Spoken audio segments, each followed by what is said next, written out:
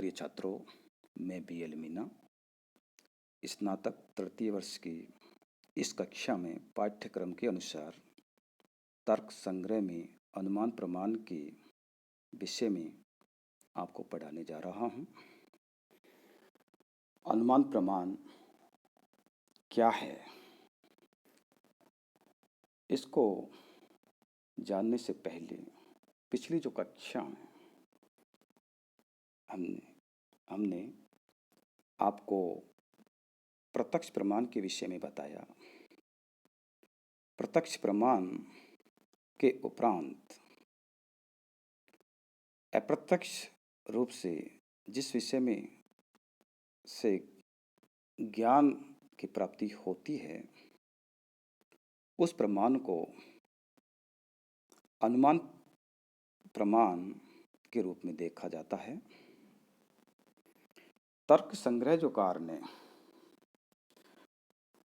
ज्ञान मीमांसा का विवेचन करने हेतु जो 4 प्रमाण बताए हैं,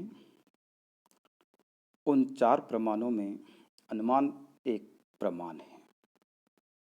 अनुमान जो प्रमाण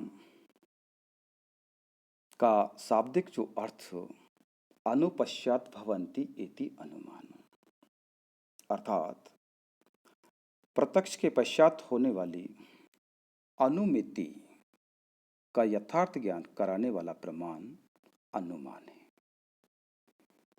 दूसरे रूप में अनुमान का जो अर्थ लगाया जाता है, अनुमीयते अनेन इति अनुमानम। अनु अर्थात पश्चात, मियते जानना, प्रत्यक्ष के पश्चात जिससे जाना जाए, जिसके जो माध्यम से हम ज्ञान प्राप्त करते हैं, उसे अनुमान कहा जाता है। अनुमान क्या है? तर्क संग्रहकार ने अनुमान की परिभाषा निम्न प्रकार से दी है: अनुमिति कारणम अनुमानम। अनुमिति के कारण अर्थात असाधारण कारण को अनुमान कहते हैं। असाधारण कारण से क्या आशय है? ऐसा कारण जिसका बिना वह कार्य हो ही नहीं सकता। अनुमिति का ज्ञान कराने वाला जो प्रमाण है, उस प्रमाण को अनुमान प्रमाण कहा जाता है। दार्शनिक दृष्टि से यह जानना कि अनुमिति क्या है, बिना अनुमिति के हम अनुमान के विषय में नहीं जान सकते। तो अनुमिति क्या है? तर्क संग्रहकार अन्नम भट्ट ने उस अनुमिति की परिभाषा निम्न प्रकार से दी है: परामर्शजन्यम ज्ञानम अनुमिति, अर्थात परामर्श से उत्पन्न ज्ञान को अनुमिति कहा जाता है। प्रत्यक्ष के बाद जो अप्रत्यक्ष है, उसका ज्ञान होना अनुमिति है। उस अनुमिति का ज्ञान परामर्श अर्थात हेतु या लिंग से होता है। इसलिए परामर्श के बिना अनुमिति की कल्पना नहीं कर सकते। अनुमिति का ज्ञान करने के लिए परामर्श कारण है, अर्थात लिंग परामर्श असाधारण कारण है। वह कारण है जिसके बिना हम अनुमिति की कल्पना नहीं कर सकते। तार्किक दृष्टि से यह जानना आवश्यक है कि वह परामर्श क्या है। परामर्श के विषय में अन्नम भट्ट ने तर्क संग्रह में लिखा है, व्याप्ति विशिष्ट पक्ष धर्मता ज्ञानम परामर्श। व्याप्ति से युक्त हेतु की पक्ष में विद्यमानता ज्ञान ही परामर्श है। हेतु का पक्ष के साथ परामर्श होना चाहिए और हेतु भी व्याप्ति वाला हो। हेतु जो व्याप्ति से युक्त होना चाहिए, तो हमें यह जानना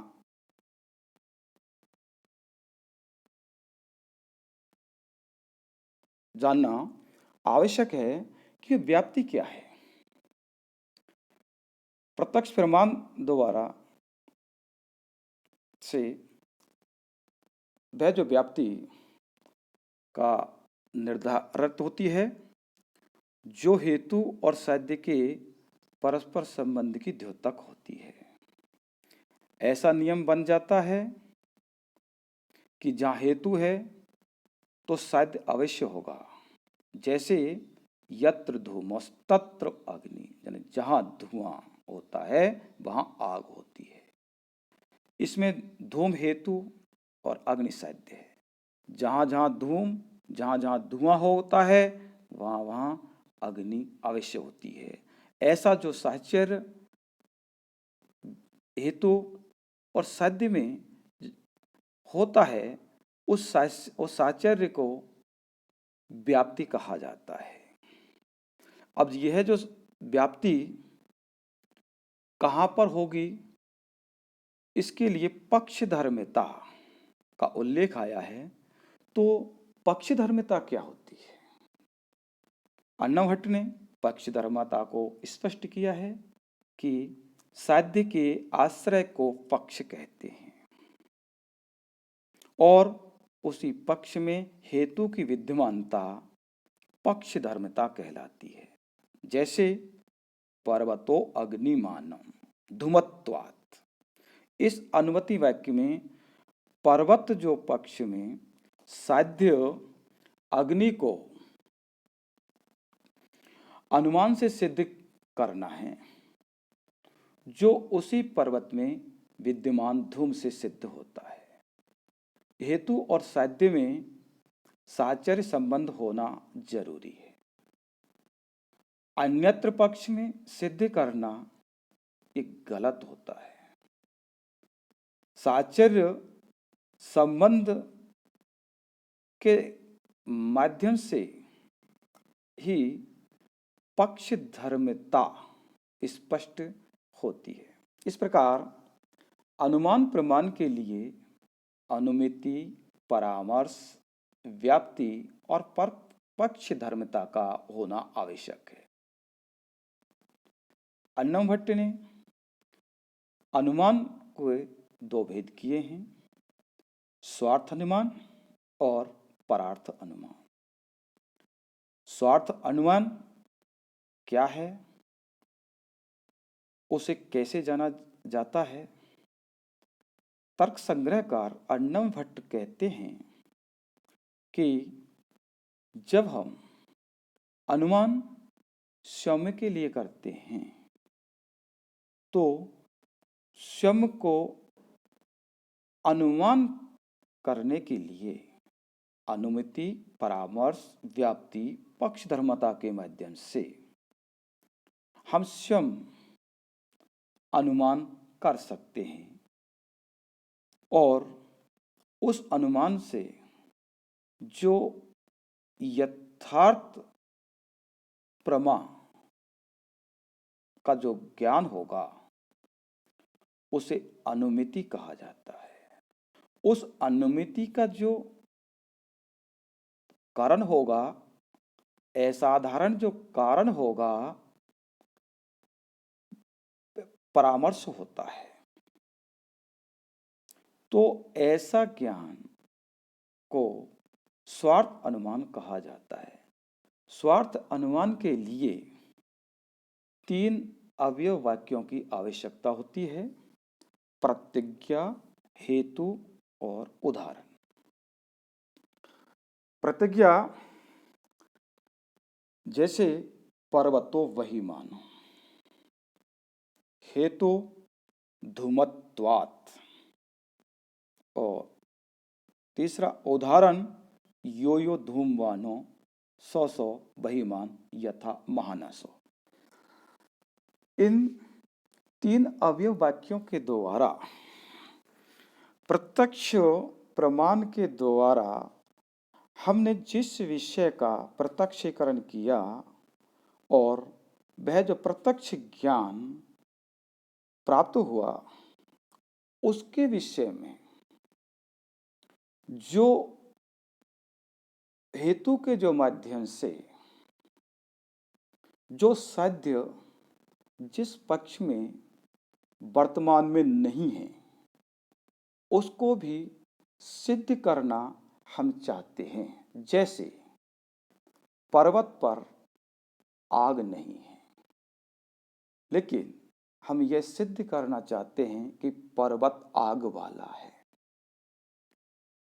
आपका आग के साथ चक्षु इंद्रिय का प्रत्यक्ष संबंध नहीं हो रहा है, फिर भी हम ये कैसे जाने कि पर्वत आग वाला है?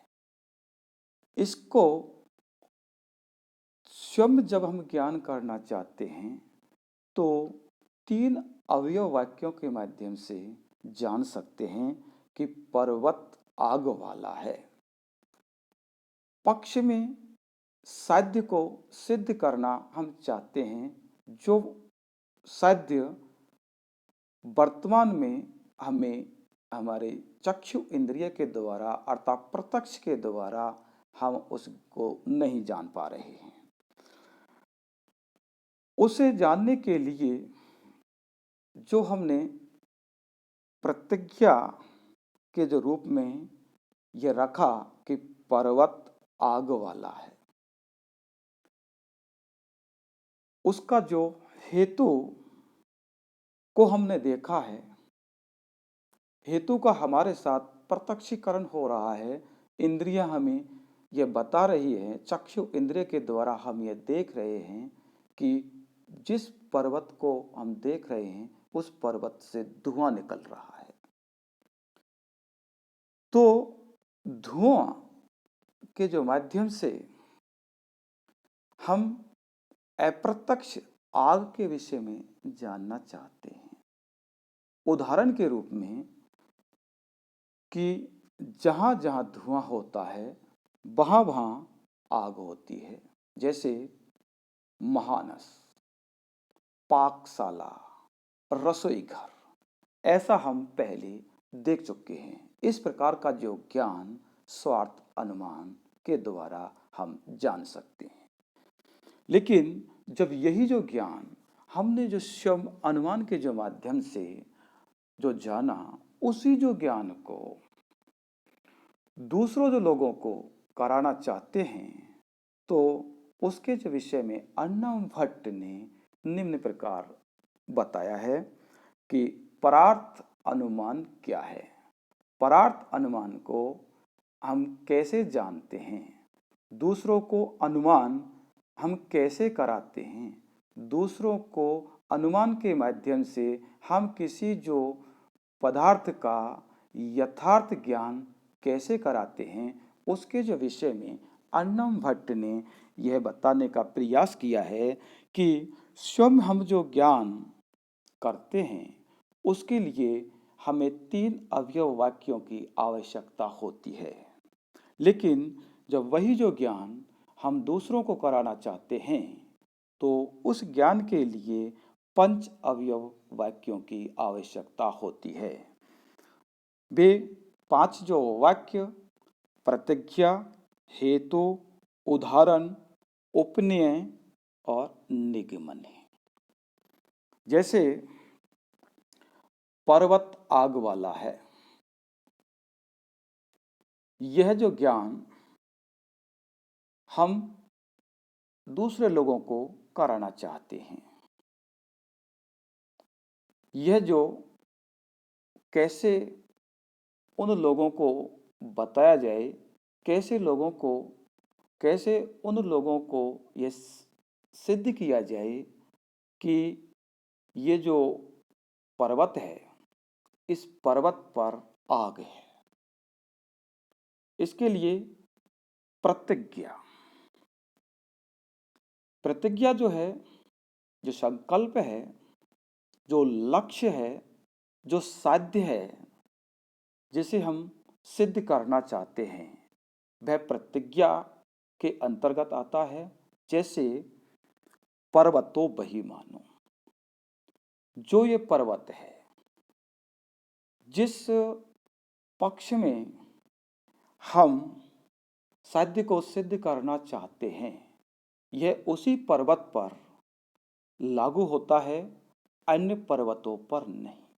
क्योंकि ये पक्ष धर्मता है, उसी पक्ष के विषय में हम सिद्ध करना चाहते हैं कि पर्वतो बही मानो, कि जो पर्वत हम देख रहे हैं, इस पर्वत पर आग है।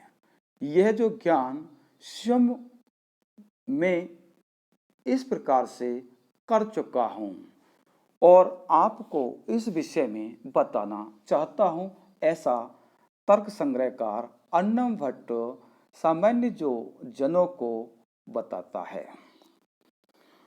पर्वत आग वाला है, इससे सिद्ध करने के लिए हेतु की आवश्यकता होती है।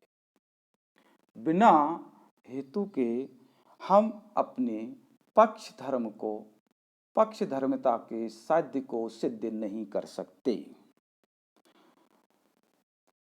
हेतु क्या है कि इस जो पर्वत में धुआं निकल रहा है, धुआं का हम प्रत्यक्षीकरण कर रहे हैं।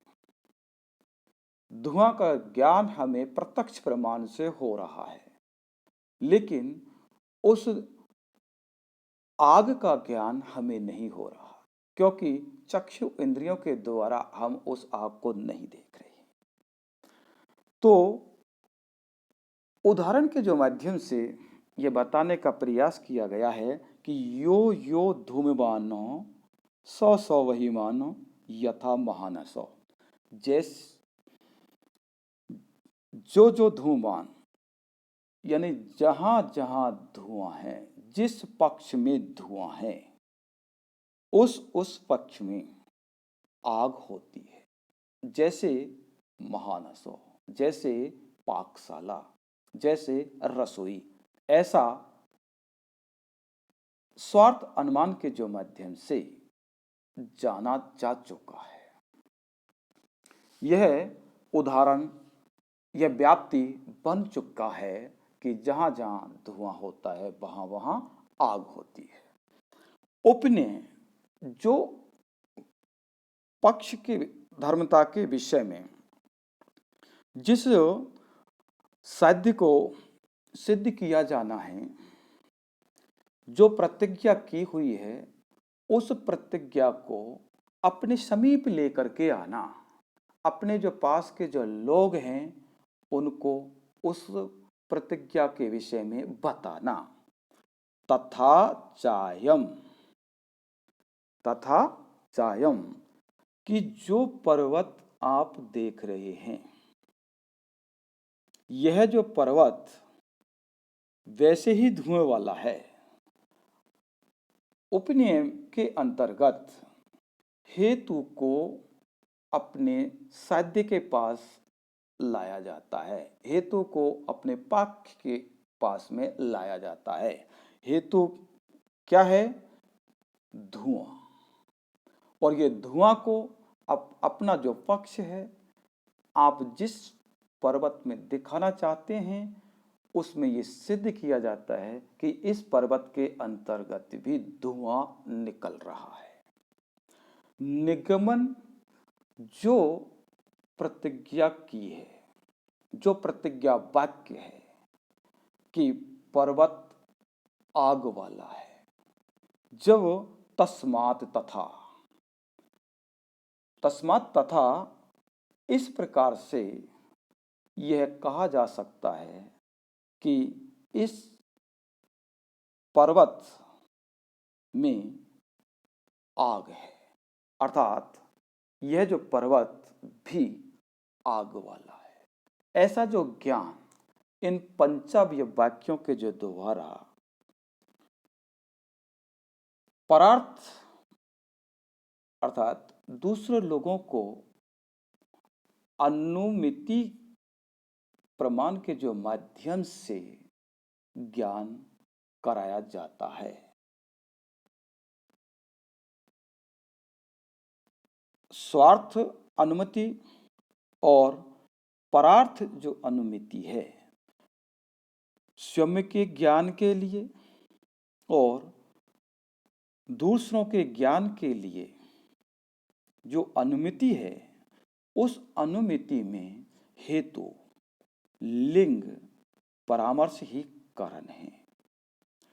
बिना लिंग परामर्श के ना हम अनुमिति का ज्ञान कर सकते, ना ही हम अनुमान के विषय में जान सकते। अर्थात